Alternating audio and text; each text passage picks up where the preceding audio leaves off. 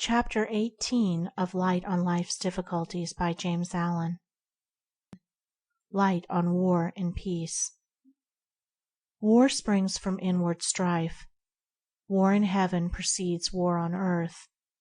When the inward spiritual harmony is destroyed by division and conflict, it will manifest itself outwardly in the form of war. Without this inward conflict, war could not be, nor can war cease until the inward harmony is restored. War consists of aggression and resistance, and after the fight has commenced, both combatants are like aggressors and resistors. Thus an effort to put an end to war by aggressive means produces war. "I have set myself stubbornly against the war spirit," said a man a short time ago.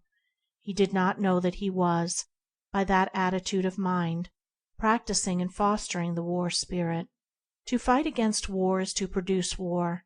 It is impossible to fight for peace, because all fighting is the annihilation of peace. To think of putting an end to war by denouncing and fighting it is the same as trying to quench the fire by throwing straw upon it. He, therefore, who is truly a person of peace, does not resist war, but practices peace. He, therefore, who takes sides and practices attack and defense is responsible for war, for he is always at war in his mind. He cannot know the nature of peace, for he has not arrived at peace in his own heart.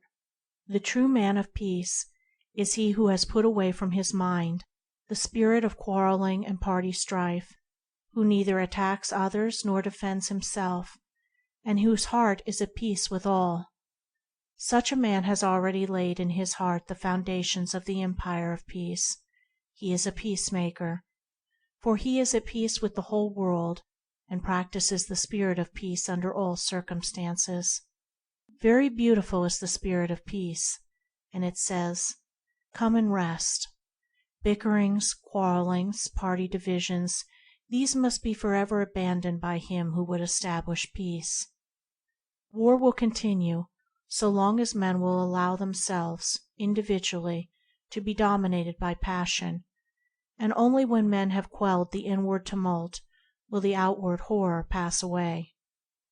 Self is the great enemy, the producer of all strife, and the maker of many sorrows.